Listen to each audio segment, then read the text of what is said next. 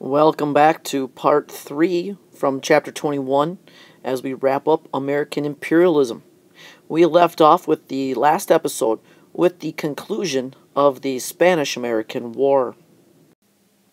And with the onset of the Spanish-American War and President William McKinley's war message, Congress enacted on April 20th, 1898, the Teller Amendment, which said the U.S. would grant Cubans their freedom once the Spanish had been ousted. However, in 1903, Congress passes the Platt Amendment, which replaced the Teller Amendment, and was a treaty between the U.S. and Cuba that attempted to protect Cuban independence from foreign intervention. It basically permitted the United States to get involved in both foreign and domestic affairs of the Cubans and kind of forced them to include these terms into their constitution. For example, it said that Cuba couldn't have too large of a debt, that the U.S. had to approve all Cuban treaties. Thirdly, the U.S. could intervene with troops if needed. And it also included a lease of Guantanamo Bay, which we still control today. So, even though Cuba had their independence, there were stipulations that went with it. However, the area that caused the most consternation or debate and disagreement on what to do with it was the Philippines. Even though we had fought with the Filipinos against the Spanish, they were now ready for their freedom. The question was, were we going to give it to them? You see, by the map here, the European powers had kind of already been dividing up almost all of Africa. Everything but Liberia and Ethiopia was controlled by the European powers. They also got involved in Asia and the Pacific, and you can kind of see that America, as we started to expand in the late 1800s and early 1900s, we weren't doing anything else that the other European countries weren't already doing. And so the Filipinos who had fought with us in an attempt to secure their freedom were, by February of 1899, in open rebellion against us because we did not grant them their freedom. As our once ally Emilio Aguinaldo led the Filipinos, we actually experienced more savage fighting and higher casualties than we did in the Spanish-American War. As the Filipinos resorted to guerrilla tactics, there was over 4,300 Americans who died in this rebellion, and then 57,000 Filipinos who died. But by 1901, after Aguinaldo was captured, the rebel forces basically fall apart, and the Philippines will stay kind of under U.S. control until we grant them their independence on July 4th, 1946.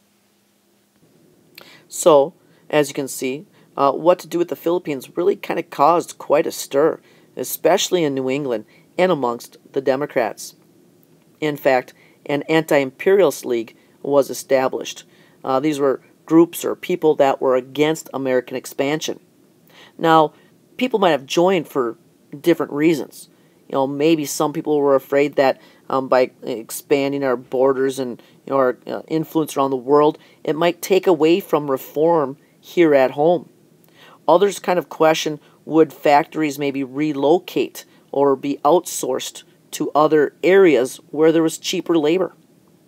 Still others thought that if we continue to expand, we need a larger navy and perhaps standing armies around the world, which could heighten tensions and lead to further conflict. And yet, other people were kind of racist and were just fearful of other races coming to America, and at the same time, minorities that were already here maybe frowned upon it sometimes because they thought it would take away, focus from problems here if we were trying to solve other people's problems elsewhere. Therefore, this ever-growing U.S. strength and influence and borders, was questioned by many people, including some very prominent individuals, including Democrat William Jennings Bryan, author Mark Twain, leader of the AFL Samuel Gompers, reformer Jane Addams, and even Andrew Carnegie himself. But we didn't stop there, as we turned our attention to China.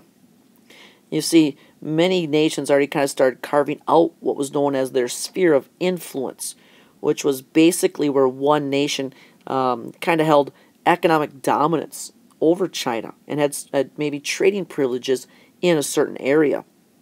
Well, our Secretary of State, John Hay, proposes what becomes known as the open door policy. And what that proposed was to kind of open China up for all nations to be able to have fair economic competition, within the Chinese borders.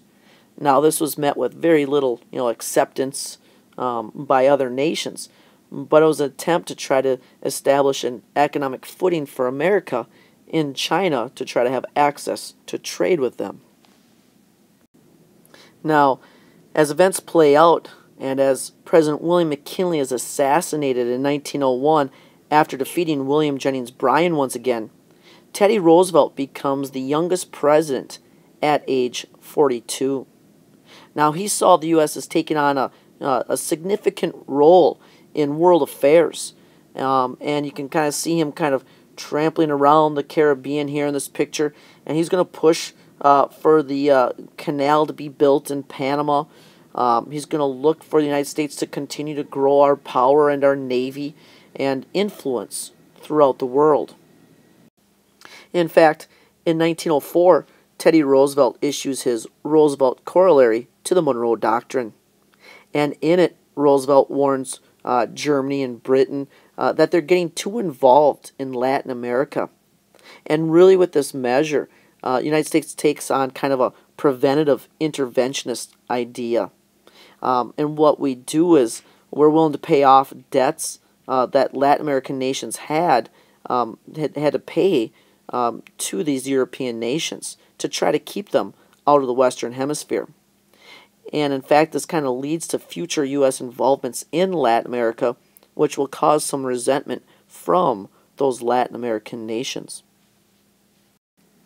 And another example of Roosevelt increasing kind of America's prestige is helping to negotiate an end to the Russo-Japanese War, the war fought between Russia and Japan.